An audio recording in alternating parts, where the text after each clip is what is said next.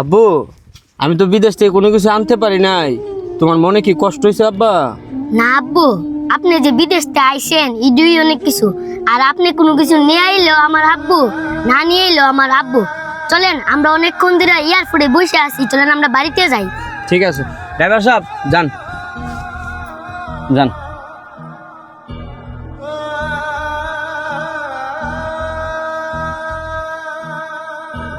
আরে ভাই, তুমি আইছো কোন সময়? আরে আইসি তো অনেকক্ষণ হয়েছে, তোর সম্বন্ধে লোক বইয়া কথা কইতাছি। তুই আইসস 2 দিন হয়েছে বিদেশ থেকে, তুই আমার ঘরে গেলি না, ভাইয়ের ভাই আসিরা, তুই এটা ভাই কিতা করলি? ভাই, আমি আইছি 2 দিন হয়েছে, তোমার লগে দেখা করছি না, ঠিক আছে? কেমনি বা দেখাটা করতাম, তুমি আমার একটু, আমি যে কফিলের কাজ করতাম ভাই, কফিলের একটা উট মারা গেছে, উট মারা যায় অনেক, হে দোষারোপ করছে আমারে। তারপর সে পুলিশ ডাইকে না আমার দিয়ে দিছে জেলে। আমি 3 মাস জেল হাইটে আল্লাহর কি রহমত সারা পাইছি। সারা ভাইয়া দেশে আইছি একবার হালিয়াতে, আমি কিচ্ছু আনতাম পারছি না, আমার নিজের ব্রাশটাও আমি আনতাম পারছি না। আমি কিভাবে যাই তোমার ঘরে ভাই আলিয়াতে? বাতিজা আছে, বাতিজি আছে, ভাবি আছে, কারণ রাতে আমি কিচ্ছু দিতাম পারি না। এরপরও আমি সাহস করে তোমার ঘরের দুয়ার পর্যন্ত গেছি ভাই। যাই শুনি আমার ভাবি বাতিজা বাতিজিরে কইতাছে, ওই আইসে না তোর চাচা, হে ভাই একটা চকলেটও দিল না তোরাবে। এটা শুন না আমার ভিতরটা চুরমার হয়ে গেছে গা ভাই। আমি একটা অক্ষম প্রবাসী,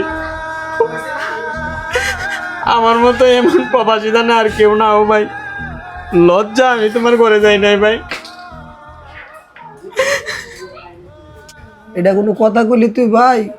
তুই আমার ভাই, তুই আমার ঘরে হালিয়াতে গেলেও ভাই, বড়াতে গেলেও ভাই। ভাই, তোমার কথা সবই আমি বুঝি, তুমি ঠিক কথাই কইছ। আমি তোমার ভাইয়ের ভাই, হালিয়াতে গেলেও তোমার ঘরে ভাই, পড়াতে গেলেও তোমার ঘরে ভাই। এটারই কো ভাই আমার ভাই, কিন্তু বরের জি কি এটা বুঝবো ভাই? তোমার বউ তো ভাই কথাটা কইই লাইছে, তুমি আমার মাফ করে দাও ভাই।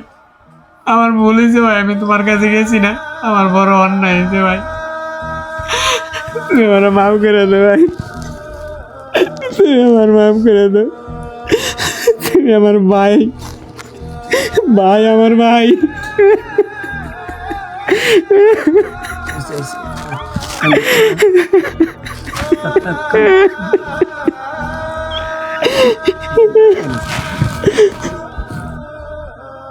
তোরে আজকের থেকে একটা কথা কই, দুনিয়া যত কিছুই হোক, তোর ভাবি যাই কোক, দুই ভাই আলাদা হইবি না, রক্ত 2 ভাগ করতে পারবি না।